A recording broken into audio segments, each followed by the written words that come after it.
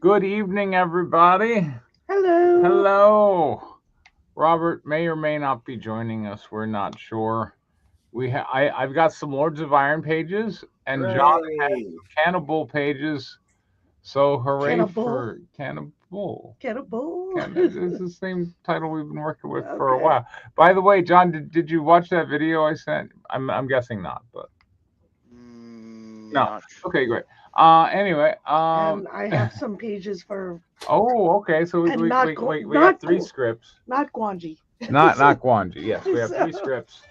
Um, I know Draco submitted some pages, and John passed them through the AI detector, and and you know the thing, like I've been saying for a while, and the part that bothers me is like I was telling Draco like months ago, like dude, this is just Chat GPT stuff. He's like, no, No, okay, apparently, it's Gemini yeah, okay, oh wow, and I like Gemini actually.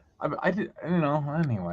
I asked Grok to make a guess as to what AI model he was using, and it basically said that based on his flowery prose, it's most Yeah. likely Gemini. I thought the funniest thing I thought about that was that he called himself irreverent. He's like, my Yeah, stuff is more irreverent, and then you that's know absolutely true. Grok is more irreverent. Yes. So I thought it was kind of funny because I was just like, Yeah. because I was I just curious think because it's I'm like, hilarious that you I used used AI to analyze which AI wrote the AI script.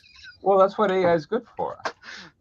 I know I thought it'd be Analyzing fun. itself in like Yeah. the worst Ouroboros. Yes. So Ah, ha, I ha. mean, look. I like that. Yeah. Um. Anyway, look, Draco. When you can write a script, it doesn't even have to be a good script. Just a script you wrote. Let us know, and we'll take a look at it. Um. I Meanwhile, I don't understand. I can tell you one script that I like. I mean, Preston, you do understand. He's not trying to edit something because he's not actually trying to write a good script. He's trying to produce a series of prompts that will fool a moderately literate human I guess. or an expert level human for any of us, really. Yeah. Um, or somewhere in that ballpark. Like, so that's why it's always the first 10 pages of something. That's why Yeah. none of the notes get actioned, so there's Yeah. no feedback. I don't understand what it is we're supposed to do here, or if we're Well, see, eventually if we agree that something is good that he submits, okay. then he can be like, well, this has fooled like actual script There writers. we go. Okay, you know what? You fooled me, Draco. Those pages you submitted are rock solid. So Yeah, they're they're, great. they're great. They're Sell awesome. it. Sell it. Talk to that producer friend you got. Tell the AI none of us want that script Yeah, because it's not done yet. yeah. Meanwhile, I got some Lords of Iron. Yay. Yay. So Danny, I had this idea. I don't know what it doesn't matter, but I'm going to say it anyway. Um, I had this idea before you said it about the Space Hulk thing, like the day of. Like I'm like, you know what? Because like the writer part of me is like, okay, something needs to happen here, and then the scientist part of me would go, well, you're in space. Nothing can happen. Space is empty. Um, and I kept like ending up in this loop where like the writer part of me would go, oh, now this cool thing needs to happen, and the scientist would go, no. I mean, so like there's a few ways to look at that though, right? Yeah. Like, yes, space is empty. Yeah. Counterpoint, space is an incredibly hostile environment. Yes. Yes. Yes. And So so, Like going all space Hulk means you're leading on a hostile environment instead of Right. empty, which is fine. yeah. But it's hard to sell like the vast emptiness of space in Right. a book that isn't called The Hitchhiker's Guide to the Galaxy. Right, exactly. Like I end up with like a book of like people suffocating slowly in the vacuum of space, and I'm like, oh, Yeah, but I mean, Lords of Iron. that's not necessarily a thrilling comic book. Right. Yeah. So, Suffocating being one of the worst things to draw because Right. it's not particularly dramatic looking. Yeah. do it like the way So- James Gunn does. You just freeze. So I was kind of at an impasse, and then I was like, wait a minute. What if the V transport rams into Ceres station, and then the rest of the series is like exploring the V transport and the wreckage, and then we have all kinds of like alien artifacts and So shit. what you're saying is you want to do Space Hulk through the lens of System Shock. I don't know what System Shock is, but I mean, I guess. You should do that. It's Okay. going to be great.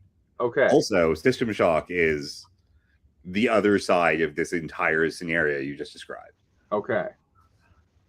All right. Anyway, so in these pages, the V transport is going to ram Ceres station. Cool. Cool. Well, panel 1. Yeah. Frolov watches helplessly as Medi drills the fourth and last hole into the back of Sergei's head. We got Whir. Yeah. Who's Frolov? John, you can be Frolov. All right. You're a machine. You're supposed to save lives and follow orders. My programming is quite clear on triage circumstances. Once admitted, a patient can only be abandoned if dead or if it will cost the life of another. Panel 2. Frolov looks to leap off of the rotating medical pod, but it is too hazardous. Medi looks to him, but continues boring into the back of Sergei's head. Ner. I'm getting off this thing. Pilot Frolov, keep hands and feet inside the pod while in motion. Okay, I do love adding that. It is a good line for Yeah. this. You're putting a lampshade on it. It's great. Love it. Panel 3, Vladimir picks up a scalpel off of the tray and considered how best to snuff the last spark of lives What? from Sergei's corpse. Yeah. Consider. Medi brandishes the bloody medical drill and interposes itself between Vladimir and the table.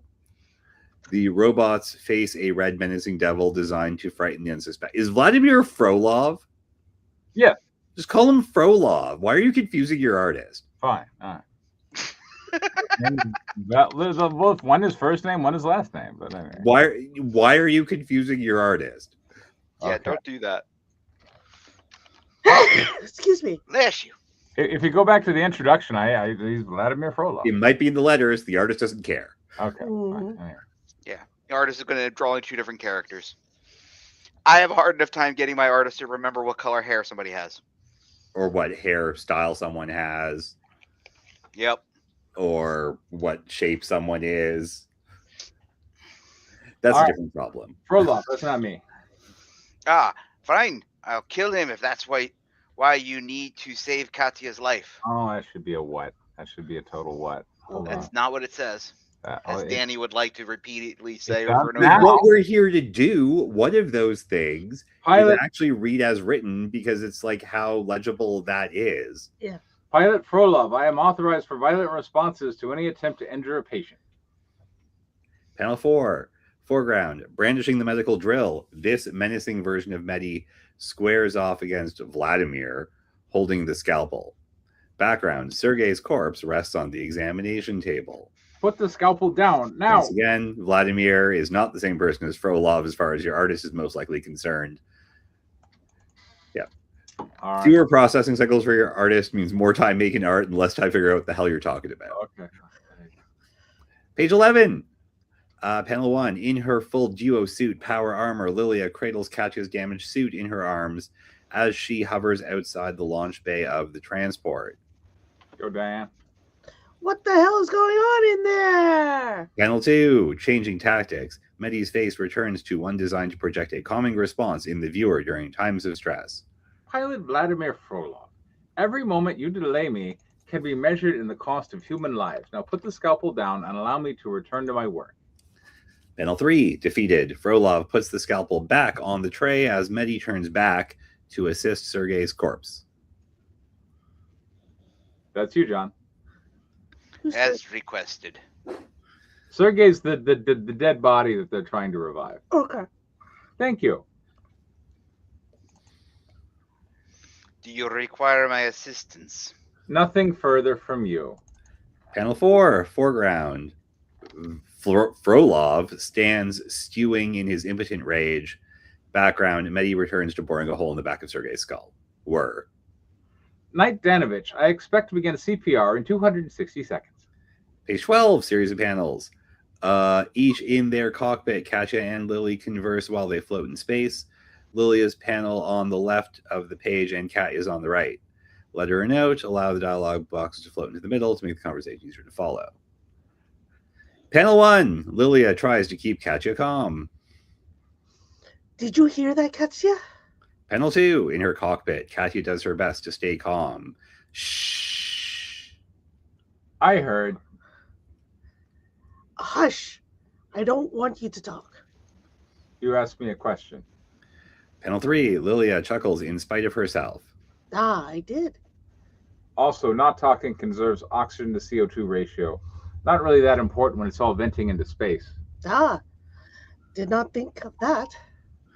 Panel 4, Katya gains her courage and seeks to inspire. Shh. I appreciate you saving my life, Lilia, but we're just sitting here waiting for the bay to open. You should leave me behind and go find another warrior. I'll be safe floating here and have enough thrust to fly into the bay when the time comes. I'll be sure you'll be okay. You sure you'll be okay? Excuse me. Of course, every life matters out here. Very well. Quick note, I don't think the sound effects work. Just have the panels, like, if they're inside the suit, just show a lower oxygen meter every time you go to Katya. Okay. I mean, she would hear something. I don't know why. I suppose, maybe. In space? No, it's in Katyu's suit. She's going to hear the leak. Okay. Yeah. Okay. Yeah, We'll sure. see how it goes in the art. That's a weird setup you've got. It sort of works and sort of doesn't at the same time. It's all about execution. Okay, page 13. Panel 1, series of panels. In her cockpit, that's very specific, looks at her HUD display for the next survivor. Well, it's clearly Lilia. There's nobody else on this panel. Well, just say Lilia. You just had Lilia and Katya both in their cockpits. But Lilia's the only one talking in this panel. I mean, whatever. Anyways, imposed on the field of stars, sit 3 green boxes illustrating where survivors may be found. The percentage under each box. Volkov 84%, Petrov 41%, Novak 17%. Knight Mark Volkov, prepare for rescue. Panel 2, series of panels. In his damaged cockpit, Volkov, a mid-30s Slavic man with dark hair, expresses despair. Does it need an E? Yeah, I mean, you just right-click There it. you go. Despair. Now it expresses despair. Despair. There you go. John. I've absorbed too much radiation by now. I'll probably be dead within weeks. Better to die with honor in a few hours, defending Ceres base from the V's. John. Hard to argue with that logic. Panel 3.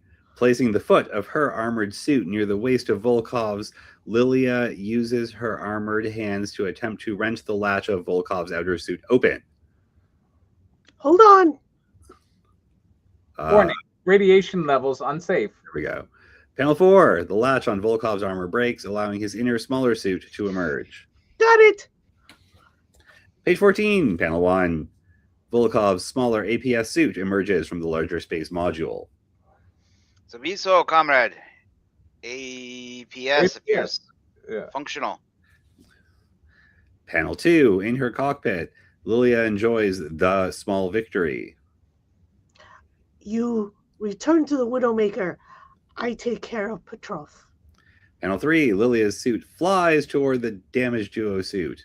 It is over-rotated at the torso, leaking atmosphere, and the entire back of the suit has been blown off. Knight Petrov, sound off. Panel 4. In her cockpit, Lilia's damaged HUD shows Petrov's heart rate, 55 BPM, as she approaches his damaged suit. I see life signs. I will take you back to the Widowmaker. Pilot Frolov. Page 15, panel 1, foreground.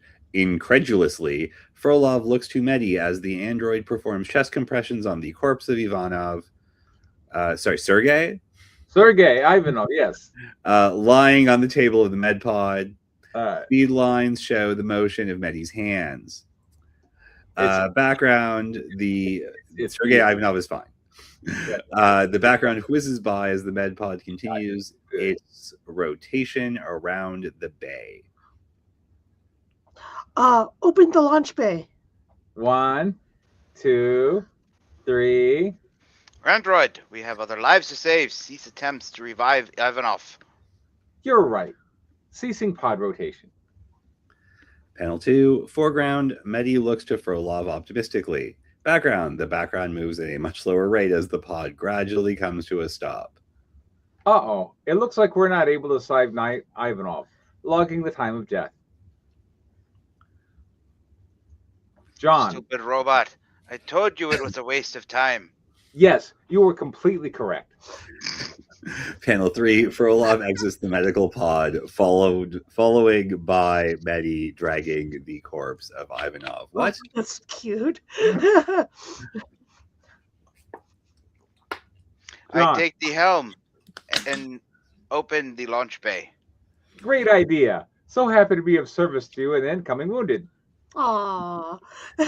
Panel 4, Frolov takes his seat in the cockpit of the Widow Maker. One of his cockpit screws- Robert's knocking. Oh, you're right. Okay, click on him. He's way over there. Okay, there we go. All right. Hey, Robert. Hey, everyone. Sorry. Frolov takes his seat in the cockpit of the Widowmaker. One of his cockpit screens shows Captain Lee. Attention, Ceres Base, Captain Lee. This is Pilot Frolov. You should be able to board the wounded and be en route to you within 30 minutes. Over. When did he become Irish? Oh. When John voiced him. Page 16, panel 1. In the command center of Ceres Station, Captain Lee looks towards his wall of tactical displays. One shows the V transport heading straight for Ceres. Another display shows the same data, but in a top-down icon way that shows the distance to target of 500 kilometers.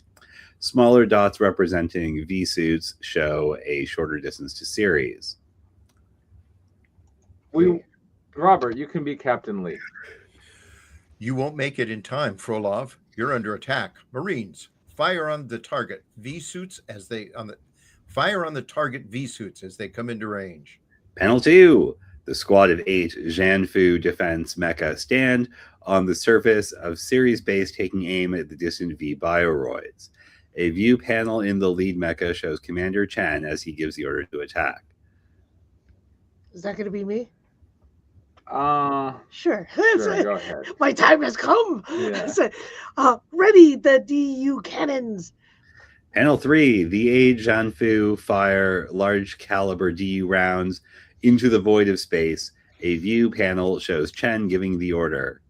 Open fire! See, Robert, I decided mid-script to change to view panels instead of NSET panels.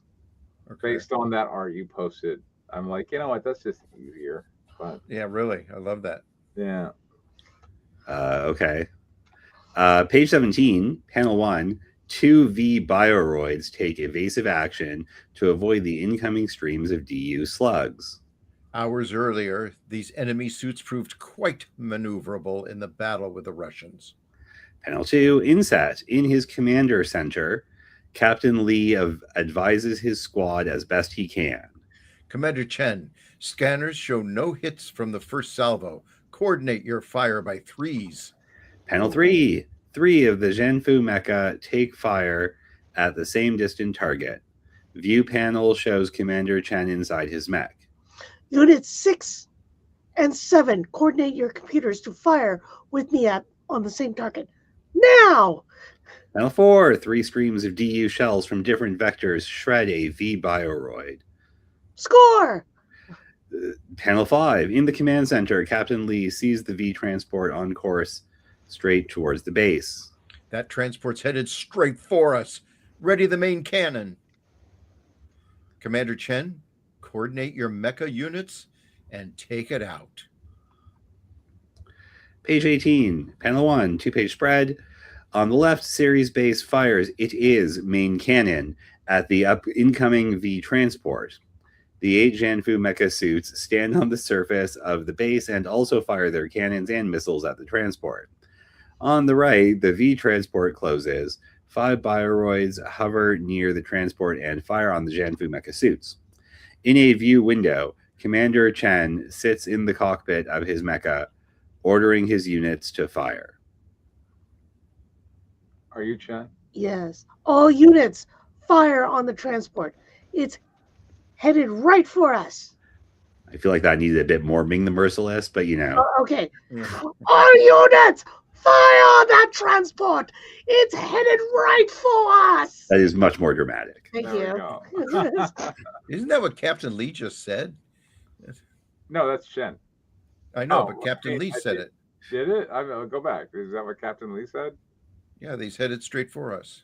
Well, okay. Well, I mean, he's reiterating. Look, in the heat of the moment, you reissue the same, like, He's the information. commander. It is different people, and it's fine. Yeah. Really, what that line is doing is explaining the action that you can't see happening because it's a static image. Yes. 19 is just 18 because it's a 2-page spread, so we can go to 20. Yes. Page 20, panel 1. Severely damaged by enemy fire. The V transport features several holes blown into it, causing it to vent atmosphere and smoke into space. Still, it bears down on Sirius Station, about to impact. The Janfu mecha stands on the surface of the base, continuing to fire everything they have at the transport. Through a view window, we see Commander Chen in his cockpit ordering his units to fire. They're about to ram. Fire everything you've got or we're dead.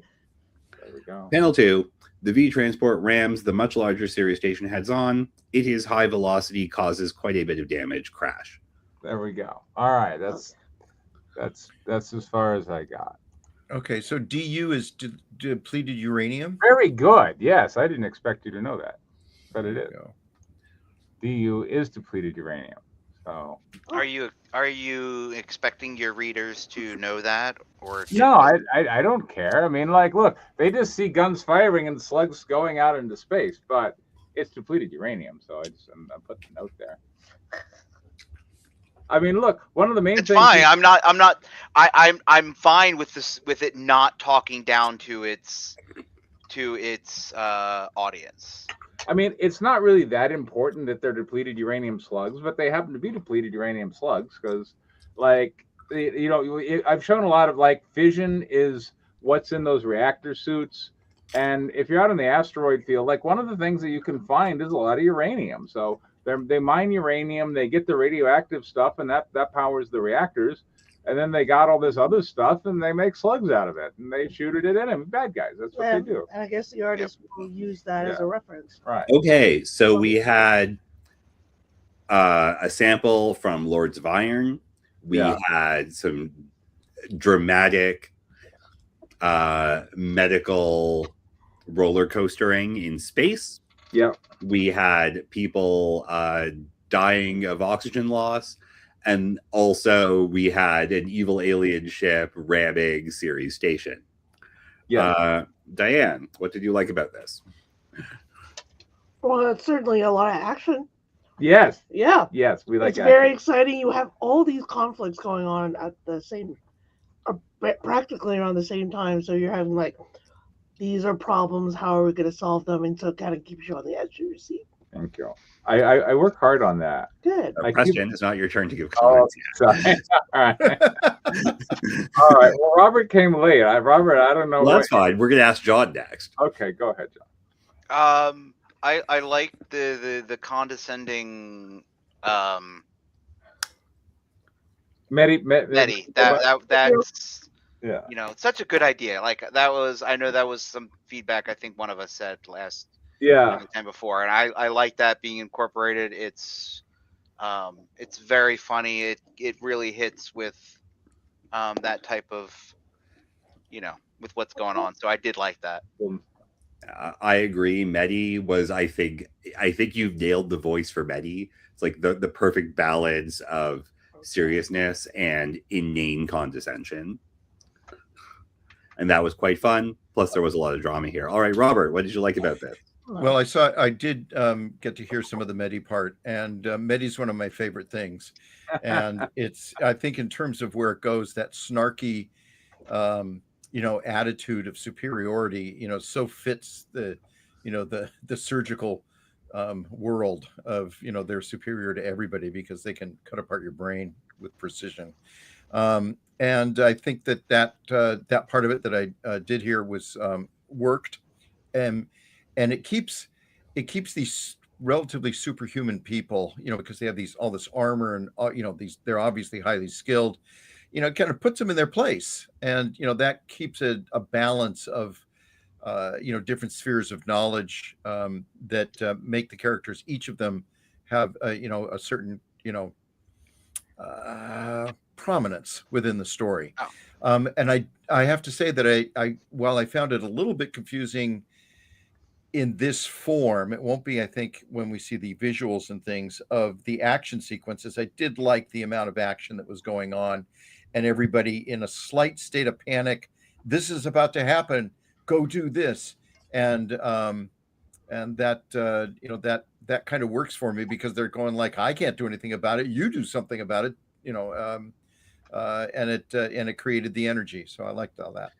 Okay, well, how would you make this better, Robert? Okay, well, for me, I felt that the action was a little bit confusing, and I don't know that you can depend on the illustrations for straightening it out, because to Danny's point that he made uh, about the fact that it's explaining something that is in a static image. Um, I'm going to confess I'm not an expert in the comic world, but I found it a little confusing to imagine what was written on the description of what the image was and what the dialogue was. So I think if we saw the pencil sketches, I'd be better able to evaluate it. But at this stage, it was a little confusing for me. Since that's as much as I saw, I can't wait to see the illustrations and see you use that view, the dog view, the sentient tank view. All right. Ways I would improve this. Structurally, I don't like the way you're using the phrase view window instead of inset panel. Okay. And the main reason why is because those notes are excluded from the panel count for the page. So I would find a way to rephrase that, maybe where it still counts as a panel. All right. And then you say what the inset panel does. This is a view window showing the inside of Katya's cockpit or whatever. Fair enough. When Robert posted like the old Sergeant Rock or something, it was like a tank, but there was like, in drawing the tank, there was like a cutout section where you saw like the commander of the tank giving the orders. Yeah. Yeah, and that's like a pretty common way to do it. So this might just be a conversation with your artist, as is often the case here. Right. Because you're doing comics and you don't need to be that specific as long as your artist knows what the hell you're doing. Okay. But you need to make sure your artist knows what the hell you're doing. The other note I have is like, I sort of agree with Robert on some of the action being a little bit unclear until we see the art. Mm-hmm.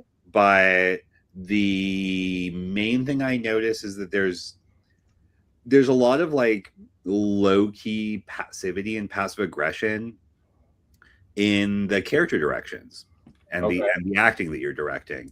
There's a lot of like, oh, is standing still or like is doing this, and just like, I feel like if you make it more active or even go full Marvel method and be like the most active for everything, it's going to feel more dramatic, honestly. Like, so it's not like, oh, she puts her arm around and blah blah. It's like, okay, she's desperately trying to reach it, like, or whatever. Like, you want to sort of try and put some of that emotion into the action. So that way your artist isn't posing models, they're trying to depict people doing things. But I know this is a first draft and it's going to get better over time. John, you're up. Okay, John's not up. John might be up when he gets back. Diane. Nope, There he is. Oh, there we go. Sorry, John. I was talking. I forgot I muted myself. I agree with Robert. I feel like the action was a little confusing and a bit hard to follow.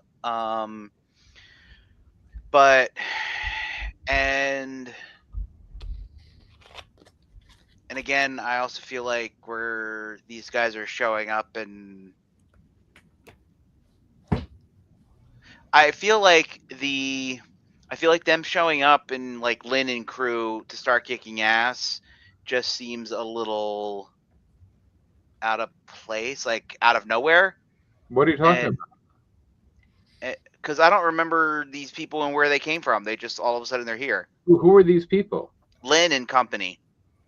Lynn? Lynn, Lee, whatever his name is. Yeah, Chen. they were. We didn't really spend any time with the crew of Sirius Station, but we saw Sirius Station. Now I'm showing you the crew. I mean, the station has a crew. So they're not on the station? They're on the station. I mean, Volkov and Medi, they're not on the station. They're not on the station. They're in the Widowmaker transport. Again, this goes back to like most likely like when it's visually shown. Look, is probably... Pilot Frolov called in and said we'll be there in half an hour. Mhm. And Captain Lee said that's probably too late because like they're coming at us. We're about to have a battle. Mhm.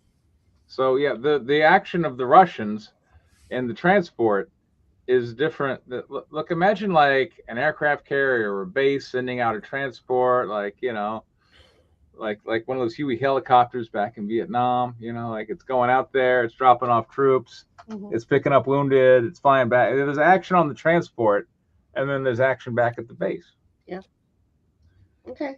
All right, Diane, how would you improve this script? I do agree with you guys saying like because this is text on screen, being a more visual person, I did have a hard time trying to figure out like where these characters are and where they were located and how these actions are they happening at the same time or are they happening just kind of back to like this is happening and then this happens. I'm glad you said that because when I was going over Palace with you, I know there were a few times where you were like, I like Thora. She was really big on like, because in my description and my concept, Thora gets bigger when she's in her magic form and smaller. But like when Diane's looking at the art, she's like, well, she's supposed to be bigger, but I don't see it. Like, look, compare her to this figure over here. Yeah. So I didn't know if you wanted to do some of the pre-visualization work on the script, like before the penciler gets to it, to map out the panels and to do the perspectives or not. I don't know. You don't know if you want to do that? Okay. I don't know if I want to do that. All right, fair enough. Okay. I don't know. All right. Because I'm not an expert at paneling. Okay, well, you can become an expert. Yeah, well, the thing is that I go through. Currently, she's trying to become an expert at script writing. Yeah. So, all right. Fair enough. Preston, do you have any more questions for us? A lot of it is. No, I don't think so. Yeah, a lot of it is just like, is how you just. Yes. Is composition. Yes. Of it, like, if you want to make her look taller, look up to her. Sure. So I mean, look, that's already done and printed, but yeah, sure. I know, but all right.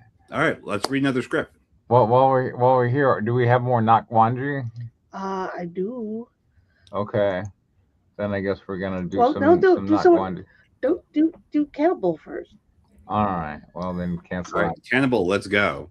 Let's do Cannibal. We'll wait for some day when we have fewer scripts to try and figure out which AI wrote. I'm drawing a line in the Draco's nonsense. I say, yeah, you did draw the line in the sand. Yeah. I saw what John wrote as well. Yeah. Bitch slapping him, which is deserved. I mean, I was really tempted to kick him because like he's not responding in channel except to just post more stuff. And I'm like, look, we would really like it. Are you talking about Draco? Yeah, I'm talking about Draco. We'd really like it if you would stop giving us like ChatGPT outfits. That would be swell. But that's all we get. I mean, coming back to this, like a lot of people want to use AI for stuff, right? Because actually writing something like that's any good is actually a lot of work. It Yeah. is. These text generators are generally not used by people who are highly engaged in their work, because editing with their outputs takes a really long time. I don't know why we're so surprised that someone's using a tool for the lazy as being lazy. Yeah. And I mean, and I hate to put it that way because I know there's some people who do a lot of good work with these tools, I mean, or at least like some work with these tools that is cool. And there's lots to there's lots to get of machine learning algo, but like you can't GPT yourself into a career really. no, and like you can't GPT If anyone yourself, looks at any of your work, yeah, you can't GPT yourself into being a good writer. Like you just can't. Like no, like the best you can be at that point is a GPT writer. Yeah, the more He's not that either. the more I see it, the more it's like you are prevented from ever progressing. Yeah, like genuinely, I'm going to say this for everybody else. Like, yeah. I'd rather read some crap juvenilia that gets improved over revisions than stuff that looks really good that GPT produces. Yeah. 100% of the time. Like, I would rather read every insane musing by Mulby than anything GPT produces. Yeah. Again, this goes back to like I have never actually read a movie script. Yeah, we might have to. I mean, genuinely, I feel like you're not really missing out because they're crazy. But they are proper crazy. Yeah, and he was addicted to the passive voice. Like everything was his.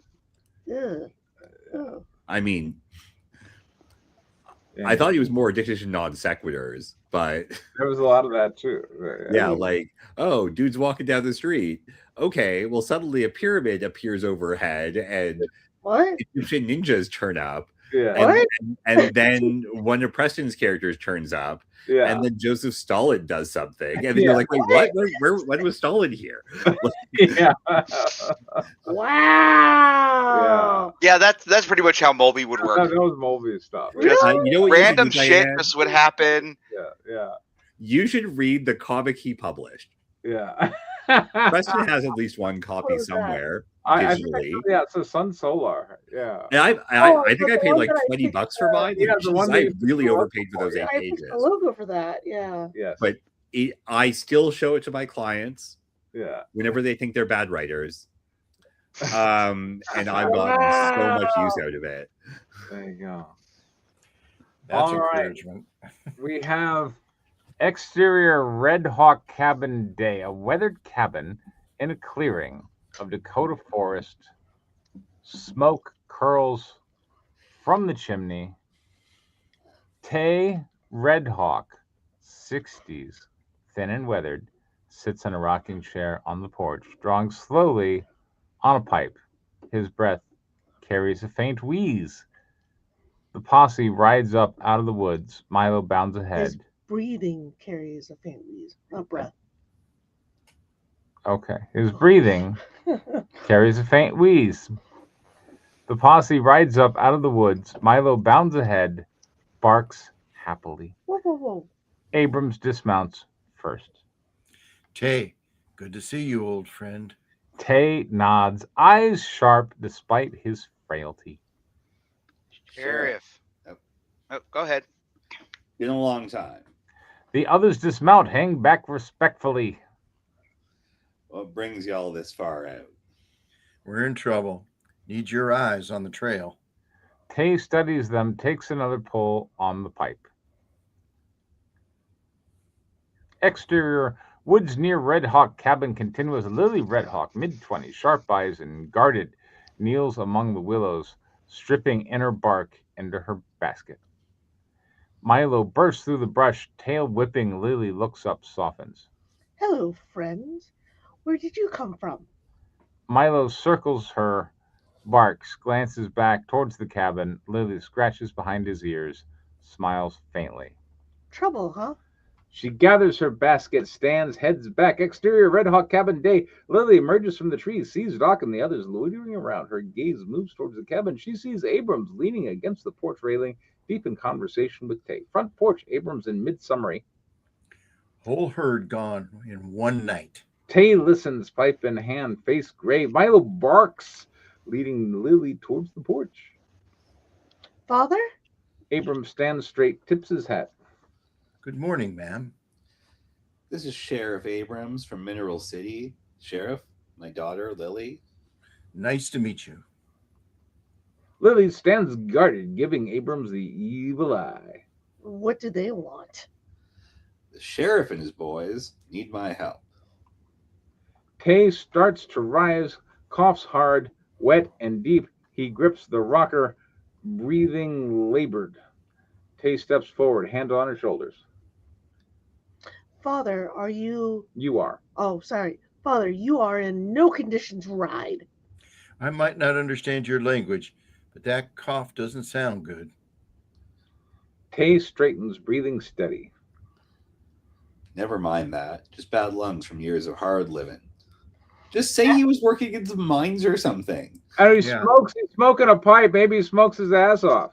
Okay, bad winds brought by the white man. He's a fucking smoker, bitch. Maybe he worked at the asbestos mines. Maybe. God, give us a story.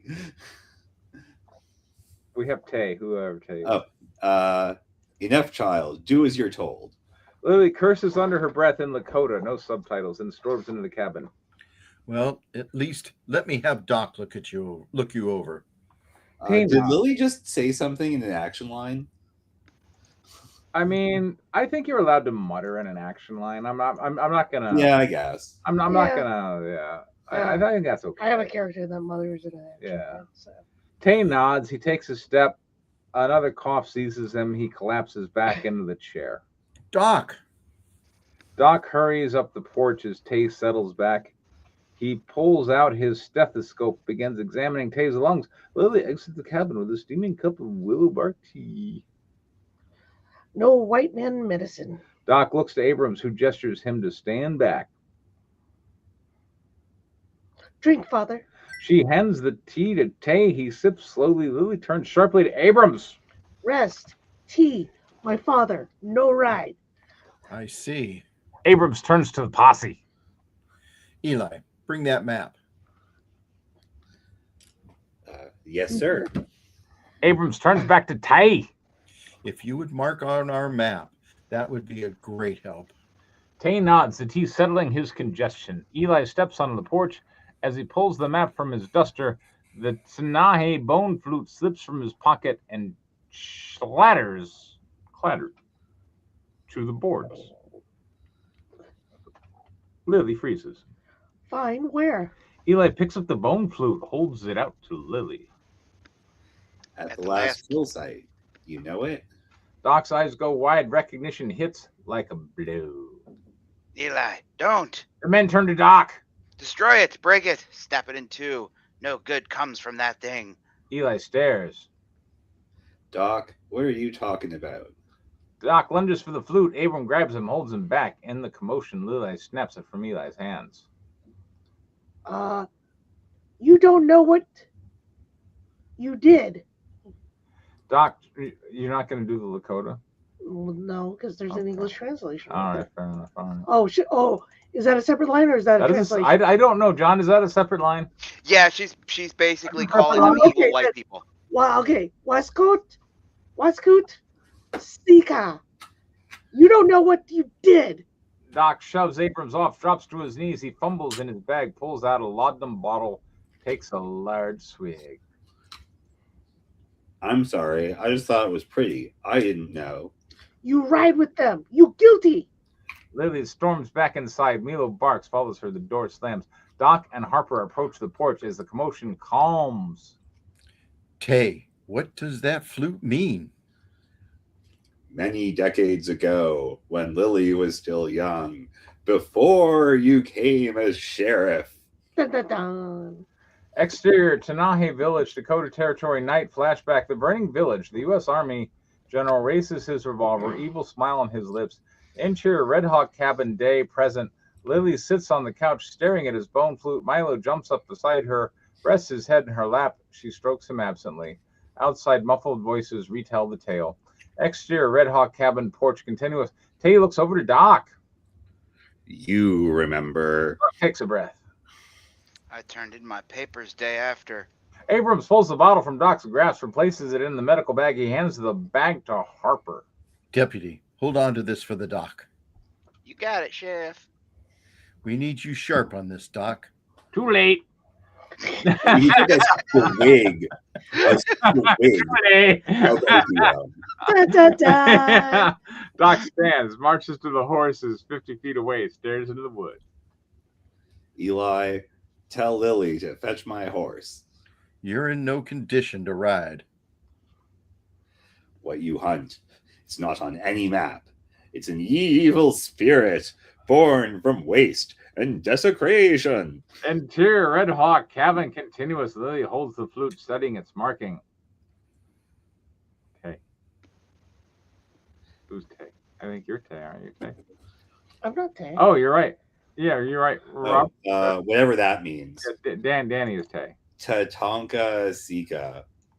A chill runs through Lily. Milo lets out a low whimper. Remember 5 pages ago when all the people who spoke in Lakota spoke in translated Lakota and we understood what they were talking about? I There's missed that Hawk time. cabin porch continuous. Tay's cough flares. He leans over, spits. Yuck. Many years ago, before the railroads and the white man, Tay San Win walked among us. She gave us the songs to keep Tatanka Sika sleeping. As long as the Tanahe played them and lived right, he stayed in the spirit world. But after, Tay pauses, eyes tearing. the Tanahe are no more. No one left to play the old songs. Lily storms from the cabin, satchel over her shoulder. Milo chases after her. I shall return by sunset. She kisses Tay on the forehead, strides off the porch towards the stables. Lily! Tay coughs again. Eli! At the stables, Lily walks her horse, stores her satchel. Eli runs up. Miss Lily? I ride for Windspire, not for you. Or the Waskas. For Tanae? Tanae? She spurs her horse, heads into the woods. Milo looks back at Abrams, barks, then follows Lily. Who's Doug? Milo, get back here. Milo doesn't listen. Eli whistles for his horse, mounts up, follows Lily. Exterior Dakota Forest path. Who's Doug? Doug Who is cares? Doug. Who cares? Doug is Doug. I did. Who's that? Well, All right, I'm John, confused. who's Doug? Doug is the guy that had all of his cattle slaughtered. Doug's the rancher. Oh, okay. All right. I didn't know he was in this scene. So Exterior Dakota Forest path day. A narrow trail cuts through dense pines. Sunlight shafts through the canopy. Lily rides point. Milo trotting ahead, sniffing the dirt. They stop. what do you smell, friend? About 25 feet behind, Abrams and the main posse follow in loose formation. They halt, keeping the gap. Well, which heck's Milo? He never leaves my side. Milo's got a good nose. We can use him up front. He'll come back when his stomach calls. Don't tell me you're buying in this Injun hokum. Don't rightly know. Milo and Lily start moving again. Abrams follows. Doug hangs back, letting Eli and Harper pass. Doc rides by. Doug keeps pace with him. Doc, you're a man of science. What do you make of this Injun witchcraft? I think I was Doc too. I reckon it won't matter. Deeper we go in these woods, whatever's out there will find us sooner or later. Doc clicks his tongue, slows to a stop. The others continue forward. God damn it. Doug lights a cigarette. His horse Oh, wait. neighs. What? Is this 12? Just keep reading. See, we're at 9 to 10. Oh, okay. Doug lights a cigarette. His horse neighs, shaking its head. What is it, boy? The canopy above rustles. The ground trembles faintly. Doug's horse rears, nervous. Whoa, calm down. Doug looks around. The rest of the group is out of sight. Doc. He spurs his horse to catch up. Twigs snap in the distance. Trees rattle ahead. Milo stops sharply, looks back. He howls. Lily turns. Abrams hears the rustling, turns. Abrams. Who's Abrams? I don't know. Robert was Abrams. Robert's Abrams. Did he freeze? I think he's frozen. Uh, Where's Doug? Where's Doug? Bang! A rifle shot rings out, followed by Doug's scream and his horse's pained neigh. Abrams spurs his horse, draws his pistol, charges back down the path. Doug! The others follow. They reach a massive path cleared through the foliage. Saplings leveled, underbrush trampled. A wide blood smear streaks down the trail. Abrams whistles. Milo runs up. Milo, take us to your master. Someone do Abrams. Oh, they wait. The Robert's back. Robert, you can do Abrams. Okay. Milo, take us to your master. Very good. Milo looks down the path, barks, bolts forward. Hey, stay with Lily. Rest of you on me. Abrams draws his revolver, heads down the carved path with Eli and Doc. Harper hangs back with Lily. The trail narrows. The blood smear thickens into flesh chunks. They find Doug's horse, body smashed as if by a freight train. Ribs exploded outward, spine ruptured, Ooh. guts spilt. He'll be fine. Aww. Milo sniffs the carcass, looking back at Abrams. Barks, continues.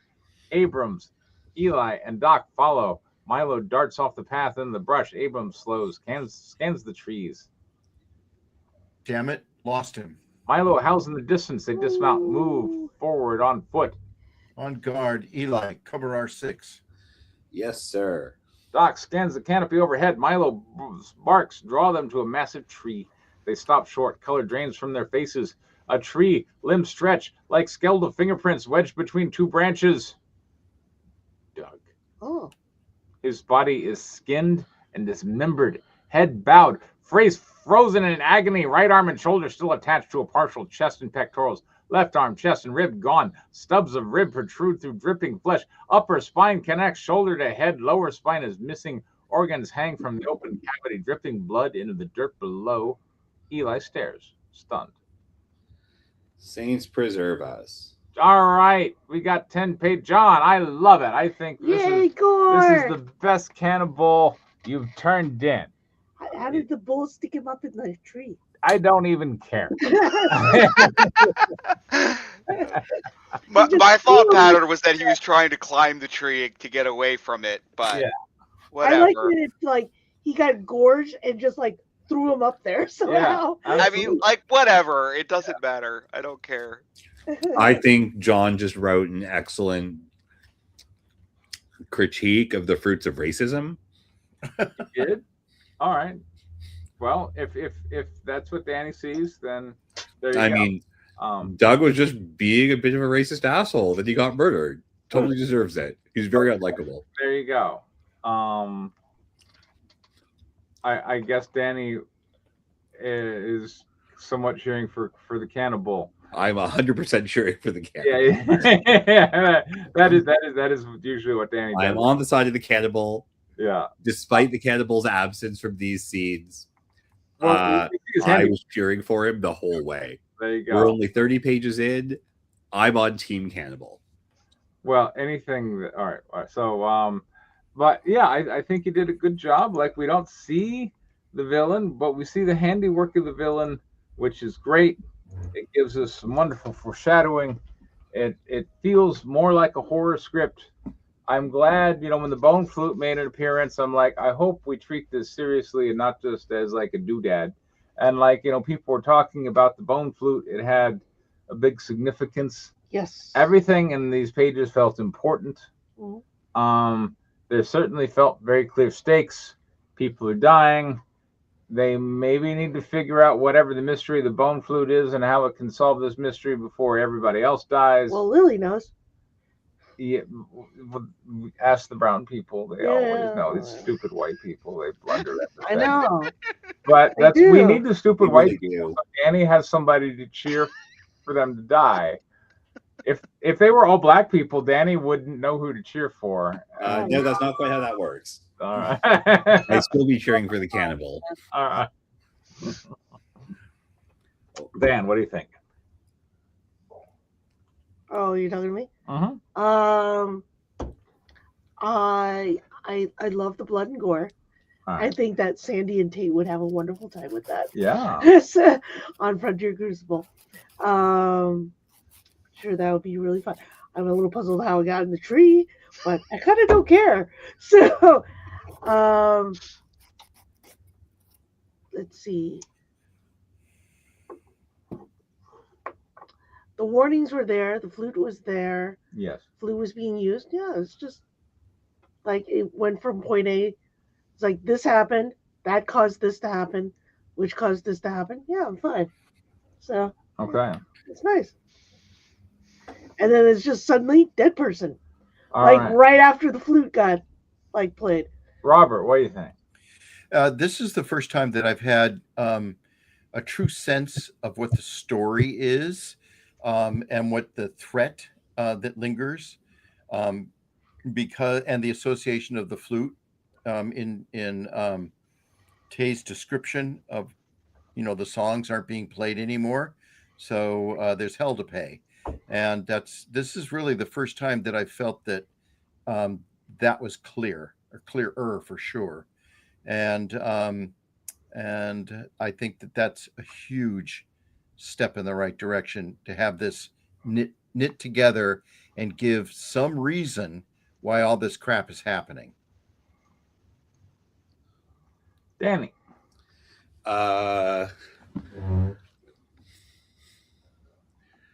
So the exposition, the long exposition bit was like pretty well written.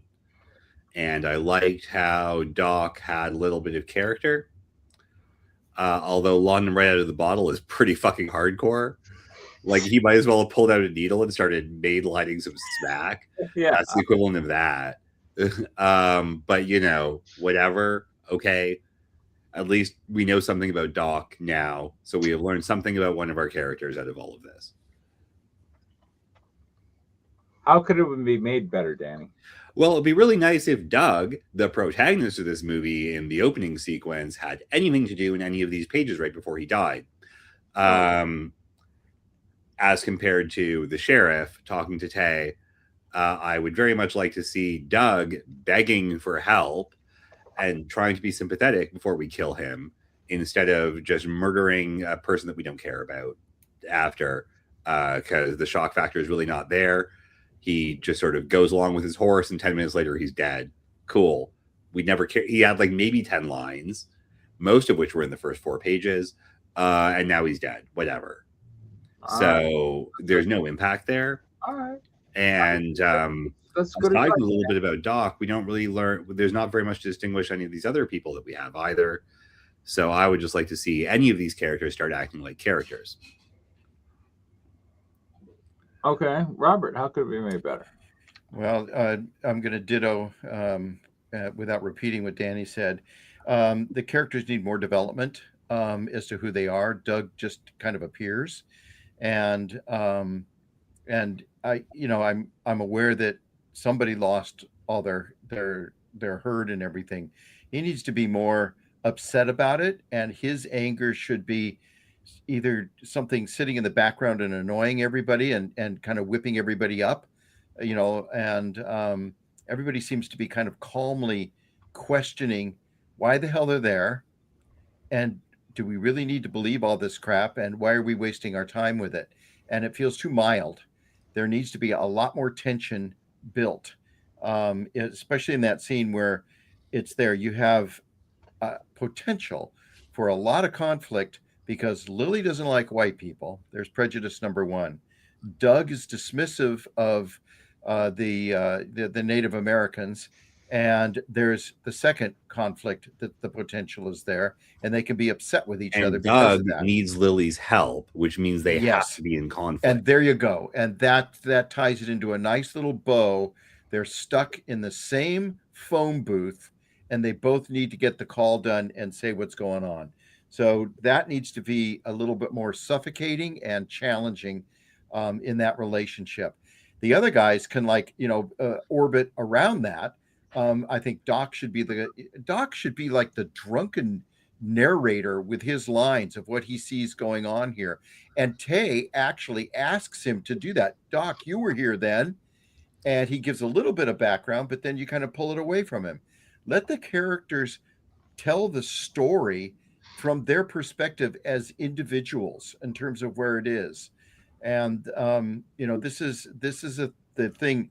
Whereas you have improved the characters and what they say, but they're still just kind of lines that move the plot rather than characters that tell a story within the overall picture.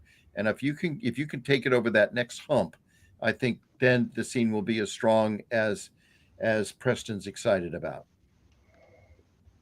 What do you think, Diane?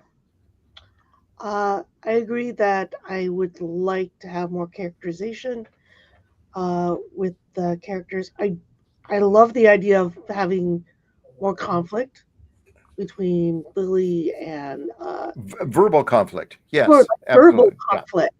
Yeah, verbal conflict, and even like some name calling. Sure. So, I also agree that like I remember I was going like, who's Doug? Because he literally came out of nowhere, and then he dies. Apparently, he was in like the earlier pages. Yes. Now that you have reminded me, but that he's the each rancher, scene needs to carry it. He's got to be there in that scene somewhere. Yeah. So the thing is that I think that we should at least know him better before he dies. And I liked how he dies. The problem is, I wish I felt something.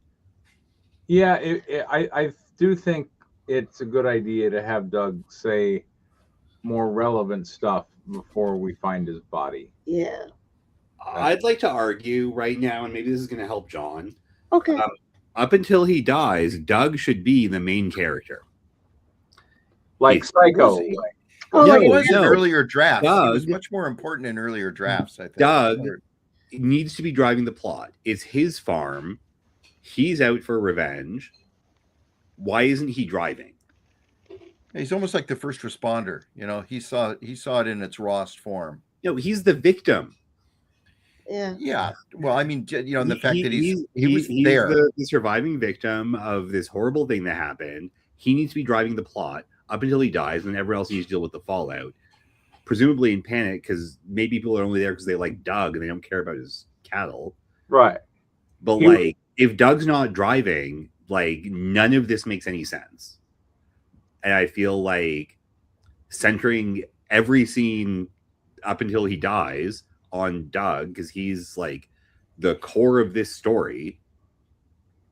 The core of the story is Doug's cows got killed and now he's fucked. Well, you want two elements of loss. You want the first element of loss is he's lost his cattle, and the second element of loss is we've lost Doug. And where you can tie this together, John, is that in a small town, especially in this era or this period that you're talking about, every character or every person, every element of the town, every business that exists contributes to that town's success. They really can't afford to lose anybody. We need to have that sense of it that, Doug going away is a big loss. Doug's cattle going away is a big loss. They all need to feel that, and the audience needs to see them feeling that. I would also like to say, if you're going to kill off, if he's going to drive the story as the main person and then die, that just says that anybody can die. That just puts on the stakes, saying oh, he was the main character. Now anybody can die, which you can do. Or it's still a horror movie. I'm fine with him dying. Him dying is fine. Yeah. Well, let me continue. Oh, sorry. Or you could have Tay die, and then Lily has a stake in this, like a huge stake. So her rock is gone. Her father's dead. And now she has to work with these guys who don't know what she's saying. So, and don't kill Tay. Yeah. Do not kill Tay. Do not kill Tay. He's going to fucking live until he's 390 years old. He's the fucking Methuselah of this.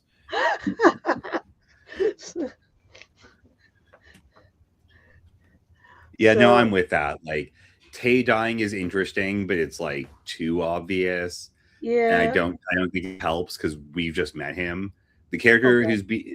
who's been the anchor the whole time thus far, kind of has been Doug, which is why I'm saying like this needs to be Doug's story. Every scene needs to be Doug's scene, and then Doug dies, and then the audience is like, "Well, oh fuck, now what?" Yeah, what the fuck? Now we have to now? deal with all these other people who are in Doug's orbit, and those people don't have anything to hold them together aside from, well, they got to keep doing the thing for Doug. So suddenly they've got this external thing keeping them together that will also cause conflict when he's Okay. gone. Right? Yeah. Like, Well, like I said, those are like the two things that you could either have Doug die or you can have Tay die. So, but Doug seems to be the one that everyone's voting for. So yeah. So It's because it's a real loss. yeah. The town needed him to be successful and sell all those cattle or milk Yeah. them or whatever he did with them. like how many cowboys does Doug hire? Like, how many Yeah. butchers does he hire? How many blacksmiths does he keep in operation? Yep. He's a loss. How many of those people pay taxes? I'm therefore almost going pay to for cry the jail? now. That's right. Right? Like, yeah, a big herd of cattle is a big economic loss. So All there's right, your Tom, stakeholders. There's your stakeholders. He just What- described it. What do you think, John? do you- That makes sense. I like I like the idea of that, just because it'll throw the audience for a loop, and it's not something that'll be easily forgotten. You know, somebody will remember if the main character dies in the first 30 minutes of a movie. It's true. Well, and what you've done that's really interesting is that you've implicated Doc, who's coming along with the team, and Eli in this magic flute plot. Yeah. So there is a next story after Doug's story. Like, you've already set it up. Like, I think very effectively. So it's a good shock, but you're not leaving the audience with nothing.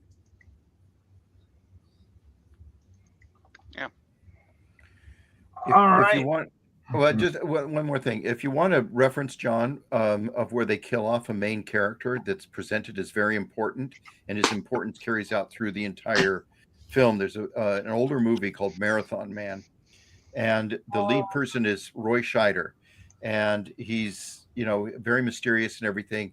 And the first, I'm going to say, like, first 15 minutes involves him, and then he's killed off. And then the story really takes off. So, you know, that might, if you need a model to look at and see how they did it, that would be a good reference. Also, Psycho. Psycho, yes, good. Scream, which is basically a rip-off of Psycho. Like, but then again, that was played by someone who was famous, and then having her die. Yeah, was a she just shock. dives in like the opening scene. Yeah. That's just they killed Drew Barrymore, but you know, whatever. That's just the opening scene. Psycho, like, it follows. Like you Janet follow Leigh. it. Yeah, she's like the protagonist of the story. Yeah, We're following her. We're following her. She, you know, she's getting away from like She's the bad. bad. character. She's a Where- bad person. No, she's going through, like, she has the affair. Yeah, she's Like, she's having, like, yeah. basically, It's her story. She it's has her an affair. she has an affair. she's- She steals the money. Yeah, She runs out. She's feeling guilty. She wants to go back. yeah, Dies. yeah. And then checks into a hotel and gets brutally murdered. The you're Bates just like, what? Hotel. Yeah. Yeah. So, all right, Diane, tell us where are we starting here in Not Wanji? I think we're. So I have 9 pages. I think. Okay, I think we. so that's page 10. So I guess we start here. Okay, we're gonna start on page 10. Because I remember, like, we started with the introduction of the old man. Okay. So something like that. Luciano, 70s Hispanic, stands at the stove. His skin is clay baked, his clothes alkali stiffened. He leans heavily onto a hard carved cedar cane, his bum leg, Hand carved. even better. His bum leg gave out years ago, yet in the stirrups, he still outrides the valley's best. Through the window, Helena speaks to Tuck, jerks a thumb towards the house, then leads the horse towards the stables. The front door creaks. Tuck enters alone. Luciano doesn't turn. He flips corn tortillas with bare, callous fingers on a blackened comal. He ignores the searing iron. Let's read Ya that. llegó Oh, el wow. profesor. Subtitles. All right. See now, in script format, you could just put in Spanish subtitles and just put the Yeah. yeah. Oh, okay. Has the heretical professor See, arrived yet? Preston, Or I is think you said could instead of should incorrectly there. Okay. I think Danny's saying you should just leave out the Spanish part and just Yeah, Oh. you should. in All right. Spanish. Has the heretical professor arrived yet? Or is it just another ghost looking for his shadow? Tuck clears his throat. He delivers his words in classical Latin with a rigid, coarse edge echoing the heavy, rhythmic syntax of a long-dead literature. Salve Domine Luciane, amicus anticus. I like how you used Italian there by accident. Et longuingo Reddit. There we You're go. welcome. Anyways, it's et et. Yeah, it should be. Using e for and is Italian, not Latin. Is Italian, yeah. And linguino with Alfredo sauce is my favorite. Actually, the reason. Yeah. Okay. So All right. I'll have to see if I can fix that. All right. Be in good health, Don Luciano, an old friend, returns from afar. Luciano's face contorts, a low tectonic groan rumbles from his chest. Ave Maria Purisma. Luciano turns. He responds in ecclesiastical Latin. His voice flows with a melodic contrast, channeling the rhythmic musicality of a church choir. Professor, you speak Latin as if you were reading the stones of graves. Go, Tuck. Vertase, sermo meos usucaret, lepidibus delector, namin lepidibus vitam invenio. Very nice. There we go. Luciano chortles warmly. Tuck. Mi quiero Tuck. Mi querido. Luciano hobbles over. He pulls Tuck in a heavy, slapping hug. The scent of wood smoke and earth rolls off of him. You have gotten skinnier. Don't you eat? Tuck opens his mouth to speak. Helena strides in. She shucks her hat and gear. They hit a side table with a heavy thud that echoes off the thick adobe. Tuck watches her. He holds his breath for a heartbeat. Of all the suitors, you pleased me most. Tuck's jaw slackens. His eyes wail, whites flashing. Wrong whale. No, his eyes. Eyes? Yeah. Whale is totally a verb, right? Isn't that a verb? Like you can blue whale, or you can like beluga whale. That is not a verb. Whale? Okay, sure. I could see that. All right. Oh, I thought when you see the whites of their eyes, you say whale. Do you? I've never heard that. Yeah. Okay. Oh, okay. I So mean, I don't know. I'll double check that. But yeah, I might want to double check that one. A crew of artisans has to produce this. Yeah. He calculates. Perhaps just writing what you actually want might be the way to go. He calculates the distance to the door. his eyes.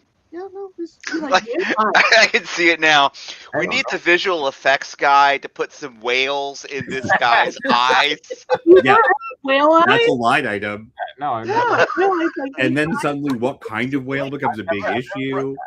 Well, you said beluga. Everybody loves beluga. his face flushes a deep red, rivaling the roasted chilies on the stove. okay. SC Hereticus sum. You are a heretic because you choose the coldness of stone rather than the warmth of fire. Tuck knots his brow confused. He pulls back and withdraws. As he snaps his spine straight, the warmth of the embrace evaporates. He tugs his hem, smoothing wrinkles with a sharp downward jerk. And he locks- knits his brow, not knots. knits his Mitts. knits. Knits, yeah, KNITS. You can't say nuts. I think knits might be more correct. Knits? Well, knots Is might this fit a the novel whale. or a If we're- screenplay? Sorry to say that, but I I write. I We're mean, getting to that. Okay. We will get. Save it. Yes, John, save it. Seems appropriate screenplay format to me, John. All right, he punches him, smoothing wrinkles with a sharp downward jerk. He locks his shoulders into a military brace. Tuck. Oh, sorry, right. Non veniut ignes antiquos ex sitem, and negotium dum taxat veni. Oh, And- Eva. Helena wags a warning finger. Her other hand grips the Winchester. She narrows her eyes at the two. Her presence crushes the room's academic air. Enough of dead languages. I never know when you two are talking about me behind my back. Helena, mija, lux oculorum meorum. Stop being so suspicious. We're not talking about you. Helena grins. Luciano. Well, so, out of curiosity, was stop talking so the same thing that was written above? Is that supposed to be subtitled? No, he says, Okay. light of my eyes. Light Yeah, of my light- eyes. Oh, okay. Nate, so look at you with the Latin. I have a degree in medieval literature. There you Yep. go. Luciano grins.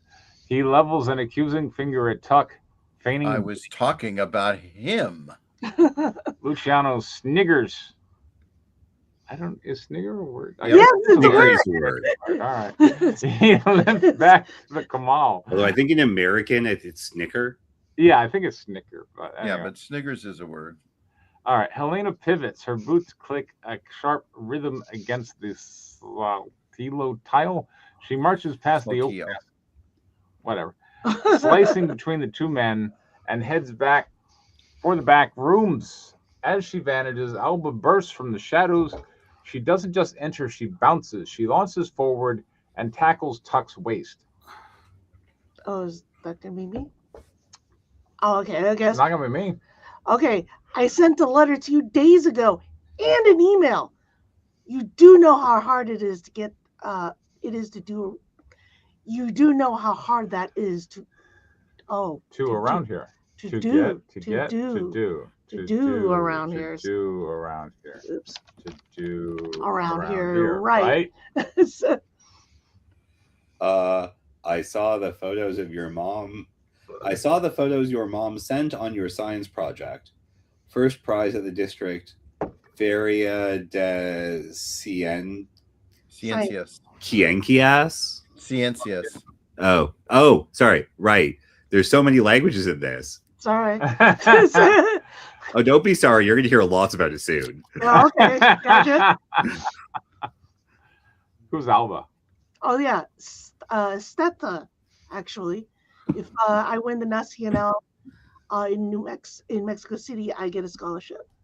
Tuck beams a look of gratitude, a look of genuine pride breaks through his rigid posture. He looks down at her, unmistakably impressed. I use your notes on the lingua, the inner ear. I proved to the judges that dinosaurs were tuned for low frequency infrasound. Who's such a nerd? I You're am. such a I'm such a nerd. Such a nerd. That's it. Like a dog whistle, but lower. Much lower. Exactly. We as humans can't You're hear. such a nerd. Shut the fuck up. He's heard this speech The before. precocious child is allowed to overexposit. Okay, he has heard this speech before. Okay, so exactly, we as humans can't hear that. It's the sound that you feel physically in your bones before you ever hear it in your ears. I use diagrams of the voice boxes of a crocodile's larynx and a bird's syrinx to show that neither can roar like a mammal. Judges seem disappointed that the T-Rex never roared and was never actually capable of roaring. That's just Hollywood lies. I bet they sound like parrots. There you go. Anyways, that definitely sells fewer movie tickets, but the cochlear duct doesn't lie. Okay, I got to tell you, the T-Rex is not saying Polly want a cracker? Polly want a cracker? I want it to do that. I wanted to do that so bad. Anyway, But it's Alba- true that Yeah. yeah. Never mind. Yeah, I won't. I okay. won't. I won't go to the speech. I don't want to trigger. If it was important, you'd have written it into the monologue Yeah, already. yeah, yeah. Yes. Gotcha. Alba Gotcha. rushes to the scarred Yeah. subwoofer on the floor. I don't think of subwoofers as scarred, but all right. She hoists the massive unit onto the heavy oak desk. Sorry, the child does this? Subwoofers are like. I was able to pick up. The I mean, subwoofer. They have a 30-ounce magnet. Okay. yeah. Yeah. Yeah. So In a yeah. big box. I guess it was just Big a single box. driver. Fine. Yeah. Yeah. Fine, a single driver, home stereo. Fine. Yeah. Horse. Okay. Alba. The judges wanted to hear a recording online. I told them mammals are too noisy, so I played them 15 hertz tone instead. Albert clicks on the stereo. She cranks the dial on the vintage amplifier.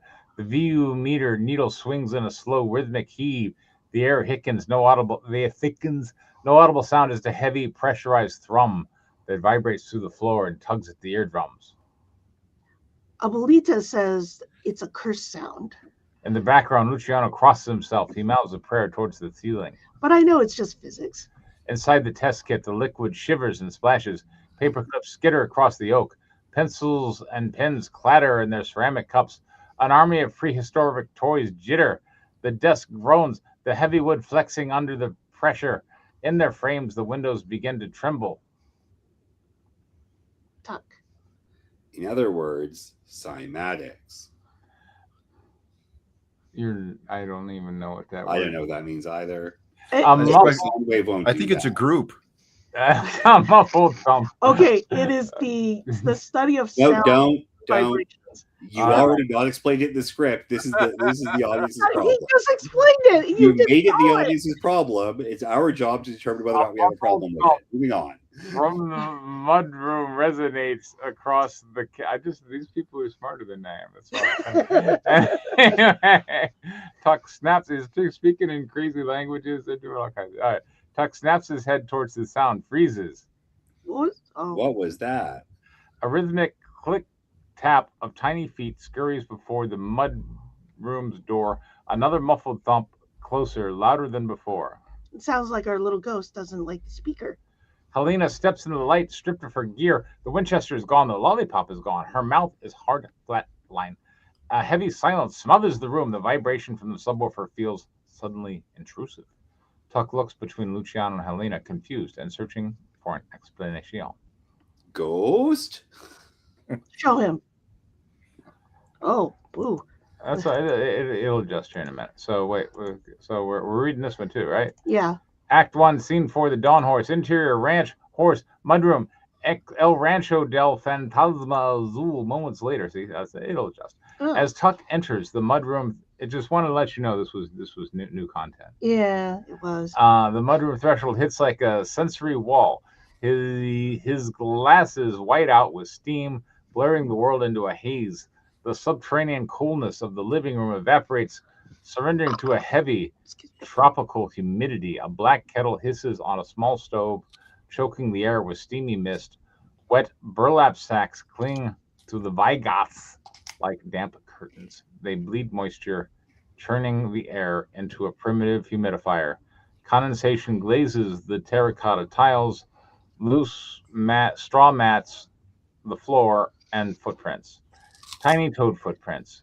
Tuck freezes as a scurry of shadows streak past the corner of his eyes.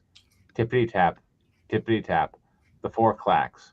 A damp tablecloth twitches. Dead silence. Alba hungers, gripping a blue rubber ball. She rolls it in between her hands once, twice, along the thick floor, and snaps her wrist. Via action poquitito. The ball skids across the slick tile and vanishes into the black void underneath the bench. One heartbeat, two. The ball rolls back in the light. Alba extends a palm, a single desert berry. Another heartbeat. A tiny snout emerges from the shadows. Sniff. A curl of lip. A soft, fluty whistle. The creature steps into the light. Black eyes squint and blink. Its appearance evokes a sharp, haunting sense of the uncanny valley straddling the evolutionary gap between horse, deer, dog, and tapir. Mm-hmm. Taper. Taper. I'm going to call it a tapir. No larger than a fox. Its equine's head narrows into a delicate snout. A pair of coal-like eyes peer from the center of its compact skull, not side-set like a prey animal, but anchor with a soulful, forward-looking depth. Tapered eyes swivel like independent satellites above a short, slender, maneless neck and a spine that arches with canine grace. A watermelon dapple of forest brown and white masks its rounded frame. A whip-like switch-tail flicks a tuft of hair. Perching on snout's spindly legs, it treads not a single hoof, but on individual toes, 4 front, 3 back. Small padded hooflets cap each digit. It clatters with a staccato tippity-tap of a dog, but halses with the rhythm of a rodent. A nervous scurry shattered by frozen stillness. This primitive, unsettled. Whoa. Oh no! Someone got kidnapped. It was bad.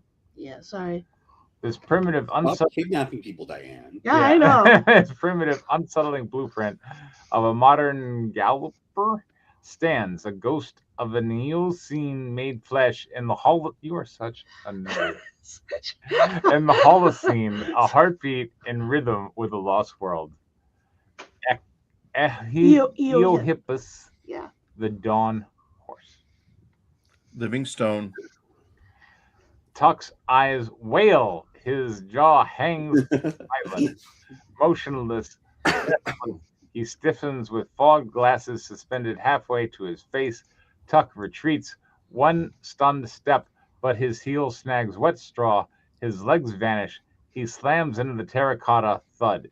He groans, propping up on his elbows, and freezes. The dawn horse doesn't bolt. It pauses, ears twitch like satellites. It skitters forward, tippity-tap, tippity-tap. It anchors inches from his face. Tuck strangles his breath. The maneless neck telescopes, a rhythmic equine huff scalds his skin. Its tiny snout grazes his nose, a dry velvet touch from its 50 million years ago. Oops. Chuff. Chuff. Chuff. Chuff. Chuff. All Yeah, right. it chuffs. I'm going to pronounce it shoo. It's a chuff. Nostrils flare. That's what horses do. They chuff. They shoof in my book. A wet spray of snot and dew splatters his glasses. Gasp. Smash cut. Interior ranch rouse mudroom. Some minutes later, Tuck perches on a bench, a whirlwind of nerves and misfired neurons. How's that? All right, fine. His heels drum, knees knock. He white knuckles Are they the same? the coffee. I mean, what's the difference between misfiring neuron and a whirlwind of nerves? Okay, fair. The dawn horse ignites with the zoomies. It ricochets off a shipping crate. Tiny hooflets clack like dice. A dapple blur. It banks off the benches and tears through the mudroom.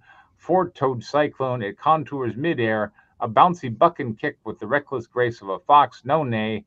It whistle shrieks. A sharp, silvery wee it. It clicks its teeth, tippity-tapping in a gleeful pursuit. As Alba flicks the blue ball, Helena looms over Tuck. She cracks her fingers. Snap, snap. Her calloused hand slashes the air before his unblinking, snot-stained lenses. I think we broke him. It's It's Eohippus.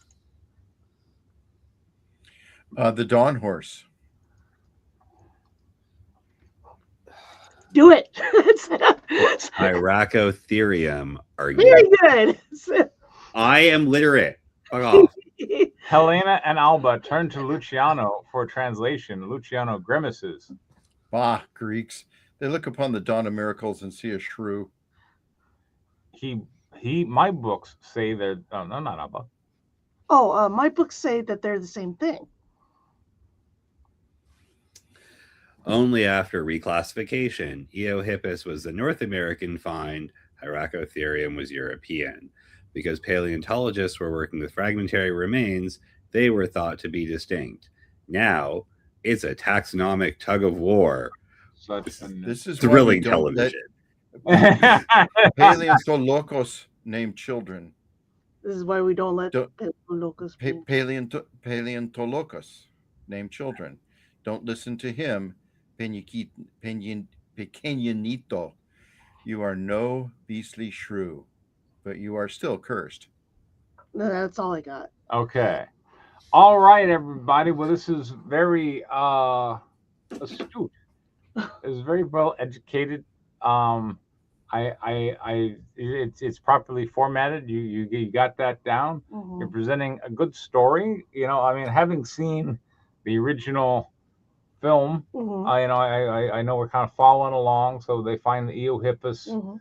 and I know that like we are foreshadowing the T-Rex that is to come. It's an Allosaurus. Whatever. It's- it's- The huge dinosaur with the big mouth that looks like a T-Rex. And, Not Guanji. not Guanji. So Yeah, I yeah. feel like the script does everything it should be doing.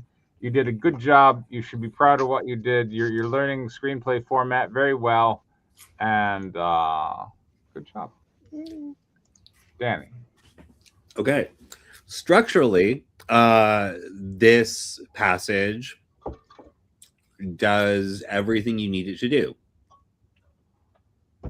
It what? Nothing. She thought you were done, and It's like no, but yeah, I'm go ahead. I'm pretty done, all right. but it successfully did all the things. It introduces a character in some relationships. It has a precocious child being precocious. It introduces the goddamn horse, and then it exposits the goddamn horse, as well as your other research interests, which were not uninteresting. Okay. John.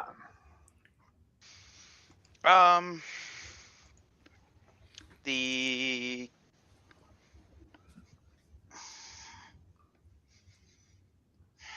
You can do it.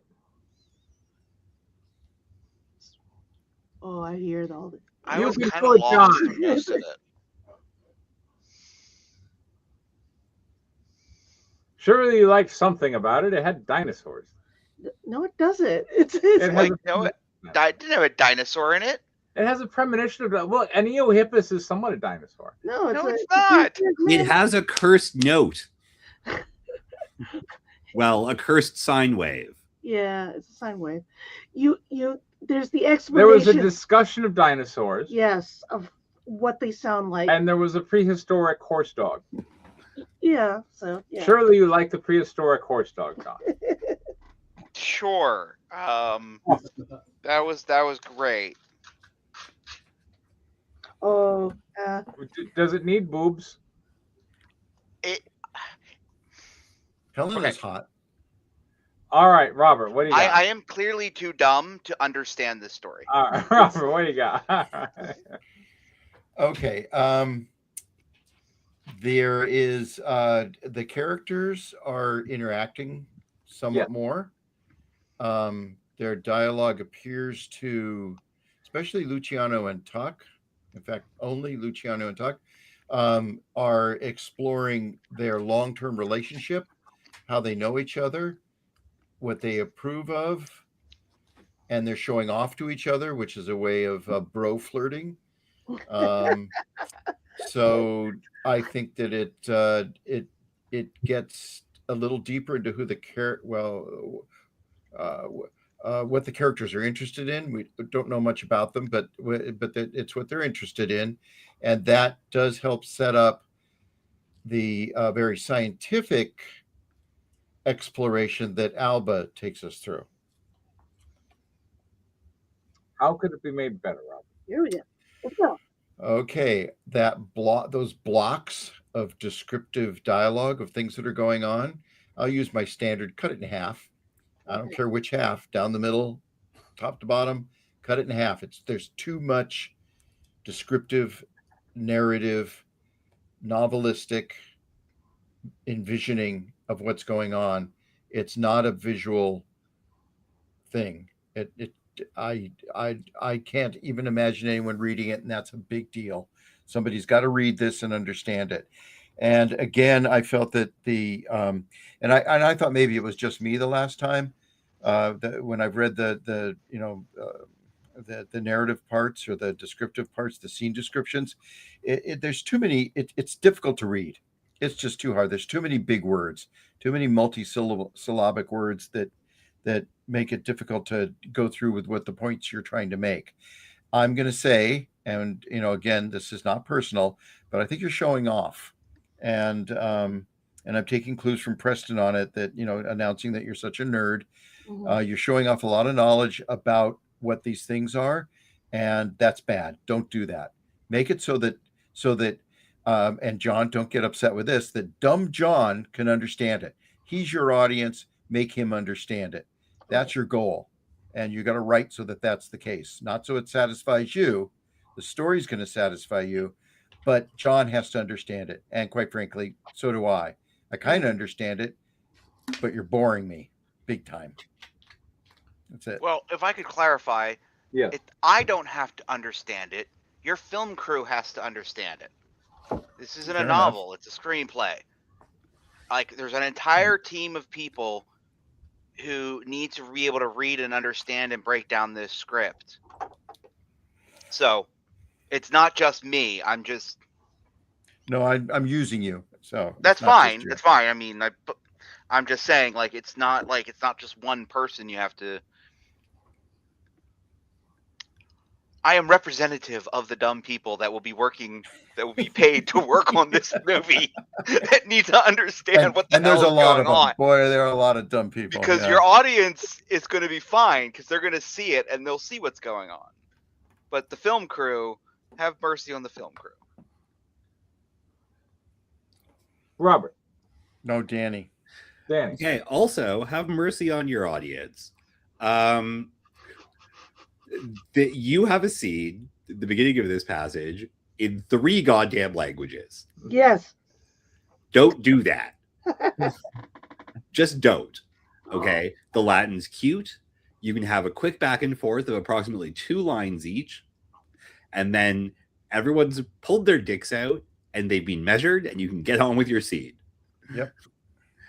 You don't need more of it. It's just confusing your audience for no reason. We don't know who's starting the Latin thing, so it's not one character's thing, it's both of their thing. But then one of the people speaking Latin is also speaking Spanish, a language based on Latin. And at the end of the day, an English-speaking audience needs to understand this. Okay. There are people who live in Mexico who don't speak Spanish, and that's fine. And frankly, leaning on the Spanish that you can't even read aloud yourself seems to be making this script unnecessarily hard to understand from page 1. So yeah, the Latin's cute, a little bit of Spanish here and there from the kid who's going to school, who might actually need to use this stuff, totally fine. For everyone else, like, what is the common language between this group? It's English. Just use English. Okay. And so there's that. And I think, like everyone else is saying, it's very impressive. You've done your homework. It's cute. It's not advancing your story. It's preventing people from accessing your story. And I think also the complete lack of dialogue in the scene where the horse is revealed was a big problem. Because actually half of the sitting down and talking around the table could have happened in the scene where you see it. And the zoomies is cute. I don't know why that isn't happening while also the guy falls over and it's just a gigantic fun farce. So you have an entire other location, which I get, but you're already spending the money on a horse with the zoomies.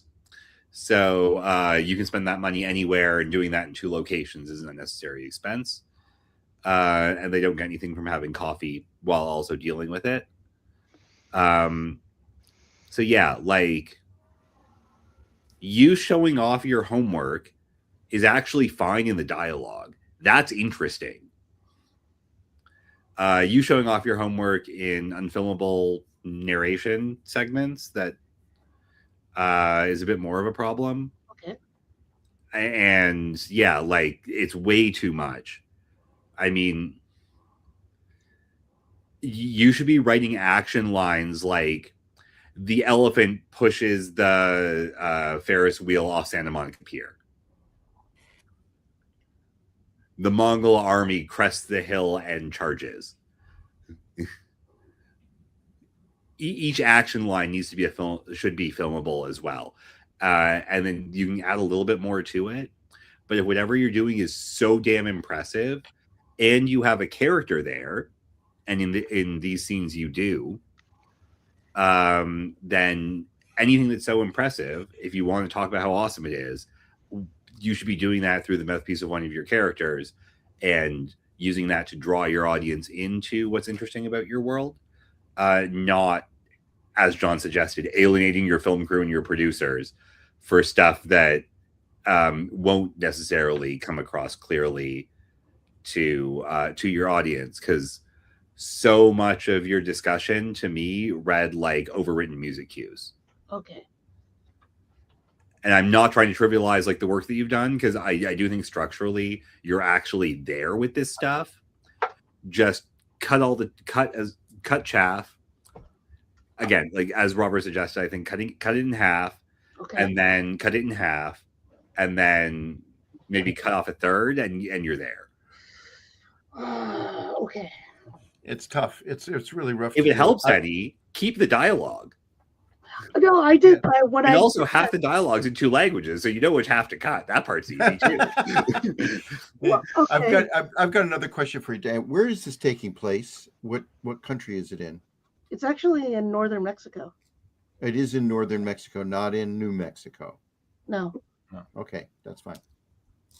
And actually, it's Mexico City is where the Nationals is. So it's like That's why I was questioning it. I thought it was taking place in Arizona or New Mexico, and I was going to say the Nationals wouldn't be in there. But okay, you explained it. That's good. Okay. Can I throw out my idea that Sure. Diane keeps saying no? What? But like she's rating it as there's this valley where there are dinosaurs hanging out, and I'm like, that doesn't make a lot of scientific sense. Why don't we just make it magic? And it's the Valley of Yog-Sothoth, who like typically like links different dimensions and different times. So it makes sense that it's a valley from beyond time, and it makes sense that that's why technology doesn't work here, because it's Yog-Sothothian magic. But instead, you're playing it straight as though, well, no, technology just doesn't work around this valley where there are dinosaurs. No, it's because there is electromagnetic thing going on around that valley, which caused a portal to happen into the past or something. Yeah, Right. I mean, causes a portal. use the science. have a Use more the science salient you've question? developed. Why is the precocious child not showing up to the scene riding the goddamn horse? There you go. What? The heard me. ride the horse. But now remember, this horse is only the size of like a dog. It's only the size of Okay, But it's strong. It's my really strong. my nephew at 7 has definitely ridden a dog into a room before. a fox. Like it's the size of like That's a fox. yeah, it's So a you're saying fox. it's the size of a cat. Yeah, it's basically the size of a house cat. All right, it's the size of a house cat. All right. Okay, that fine. Yeah, it's only about like the size of a house cat. Should I say house cat? Yes. Yes. Okay, all right. Yeah. I don't know. There's some big Most house cats people out there. see house cats. Not a lot of people see foxes. Oh, okay. Yeah, it's have a character say that is the ugliest cat I've ever seen. There you go. I mean, make So- it I like mean, a it's a respondent. film. We're gonna see it, right? So all you need to do is just let the special effects It's guy the know. hippus, the what size he's of CGI-ing. insert cat here. Yeah. Yes, So because I know what an Eohippus is, but I had no idea what size it was. So Okay. I was thinking it was like a mule size, nope. like a little bit smaller than a horse. And it actually requires like Have the girl ride the pony. Yeah, the pony is 100%. actually bigger. Shetland pony. It's actually smaller Used than to that. ride Like she can carry it. So A pygmy pony. It's not even like it's smaller than a pygmy pony. Okay, well, I've run again, out if of she can carry a it, why is she seahorse not pony. showing up carrying it? Yeah, and it was in a tiny well, so that she was the only one who was able to fit in there. Helena couldn't fit in there, so it's the size of I a can't see a dramatic reason for her not to show up with the Eohippus. On a leash, then. Oh, that Or would Right. be cute. put it in a cat carrier backpack. She In a, does in a, actually later go into her backpack. Later So in the introduce it now. do or a stroller. Put it in a stroller. Have it. Like if people dress up their dachshunds with little sweaters and stuff. Have it have a little serape or poncho, something like that. Yeah, and then you can do it practical. Well, here's the I'll thing. put a sombrero on it. Question about that. So, I kind of felt that if you it just reminds me of like the RoboCop effect. When you show something just as is, you can't help but laugh at it because it looks ridiculous. It does actually look like an Eohippus looks ridiculous when you look at it. Reconstruction of it because it's a weird looking thing. And if you see it like that, it's bizarre and you can't help but like laugh at it. That's not the reaction I want. So how they do RoboCop and a lot of like more magical kind of things like ET is that you see like a section of it. You see it blurred. You see a limb. You see like the back of it. You don't see the whole thing until you see glimpses of it before you see the whole thing. Don't So we see it when it comes out of the well? no, you saw blurs of it. You never saw you never saw the whole thing. Hey, so there's two ways to make something be impressive Okay. in film.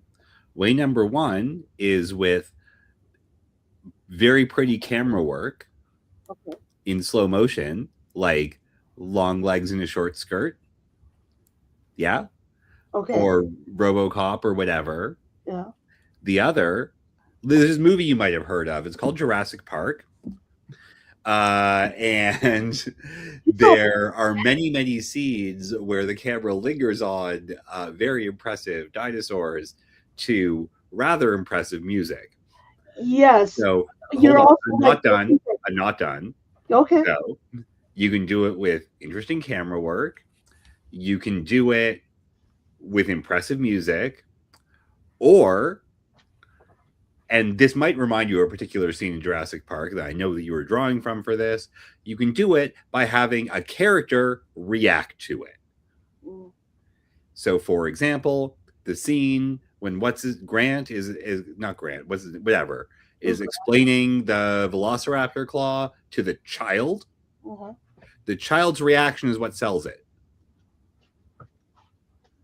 The reaction sell it. You can have Tuck's reaction sell it. Oh, that looks silly. And Tuck is like, who by this point, ideally, you will have established as someone who gives a shit about ancient extinct animals and not just a guy who studies ecclesiastical Latin. Will be, oh my God, that's an Eohippus. That's the coolest thing ever. Hold on, didn't these go extinct forever ago? Oh, look, it has the zoomies. What do we do about this? Also, who are you and where did you get this valley from out of time? Bam. Now you have a story because Tuck's reaction sells it. Yeah. And is this the first time the other Latin speaker has seen it? Or is everyone else already familiar with? It's been in their house, so they've been hiding it in the mudroom. So have two people react to it. There, bam, twice as much awesome. And then they can have a conversation about how it's so cool. Oh, I thought it was bigger. Oh, it's like the Holocene, but in the whatever. That can just be lines of dialogue between two people being very excited about this new discovery they're both witnessing for the first time. Then you're selling it while bringing the audience into the discussion. Yeah. Reaction is what sells action.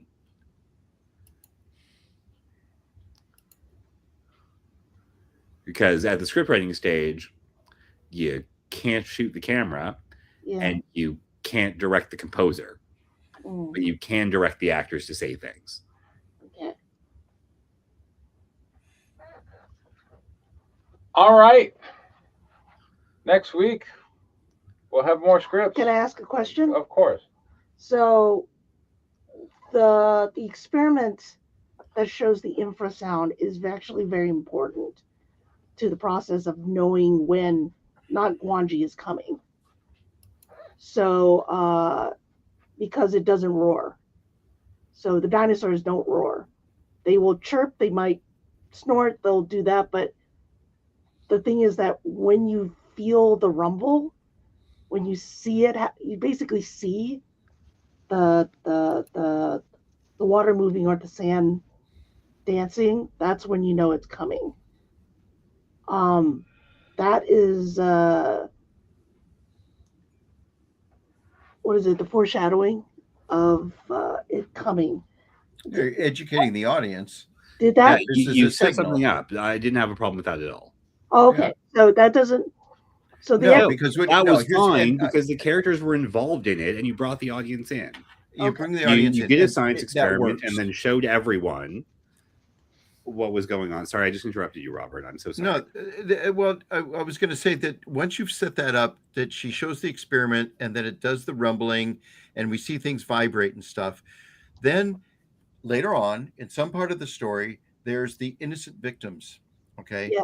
And in this case, they could be fear. So they're at an art show in northern Mexico, and there is somebody doing sand drawings with the different colored sand on a flat board, and they're putting it in there, and they're talking about it with somebody, and all of a sudden the sand starts moving. Like if you have a piece of metal and you hit the side of it, the sound will put the frequency will be represented in the sand, and you can actually see it as a pattern, and it will just redraw itself into this pattern, and that we know as the audience because we've set it up. Oh my God, the Nakguanji is coming, because that's what the sand means. The other people are looking at what's going on, what's happening, and the audience is fearful in proxy with the people who are experiencing this thing because they don't have the knowledge that the audience does. That's what the setup. That's how a setup, pays off later on down the line. So The term for that, by the way, is dramatic irony. That's where the audience knows more than the character. yeah. So what's kind of going is that she figures out the sound of Phantomella, the blue ghost, basically. Phantomella Azul. She goes like, well, this is what the sound the ghost makes. Well, she figured it out, what the sound is, which is infrasound. And then when the drilling starts happening, they start making the ground shake, and it actually does the same pitch, which makes the non-Guanji come out and attack the drill. And that's where he kind of like reveals himself. Yeah, but okay, so you've already established that though in a way where it's obvious. Okay. That you've set something up that's meant to pay off later. Okay, that's all I wanted to know. Now, if you had done that only in the narration, okay, that would be bad. But you didn't. You had a character talk about it, so you've included the audience. Now you've given the audience knowledge. They will then use that knowledge in the future to understand your plot. Okay, that's what I needed to know. That part was fine. Okay, that part. Okay, that's the part where I was really trying to figure out, like, that part was fine. That was not the problem for any of this. All right, the fact that you have dialogue in 3 languages and no one knew what was going on for 3 pages was more of a problem. Yeah, well, and you can use that in a couple of different ways. You can have that happen with the sand drawing or like that. You can have it with people in a restaurant watching it. What's causing this? Is there an earthquake or something? What's going on with the water rippling or something? The Ohippus, that's like the sound detector. Yeah, because he could hear it, and that's why he was panicking and making noises. Yes, you use the Ohippus to establish that it works. All of that was fine. Okay. All right. Like I don't know. I felt like that was clearly like a dramatic setup. Okay. You've got to give us knowledge so we can use it later. Cool. Okay. That was fine. Okay. Okay. Cut the rest. Gotcha. All right. Any other questions back and forth? No. Okay, cool. Well, we'll see everybody next week for more exciting scripts, not generated by AI. Have a good evening, everybody. Ciao, Good night. babies. Night. Good night.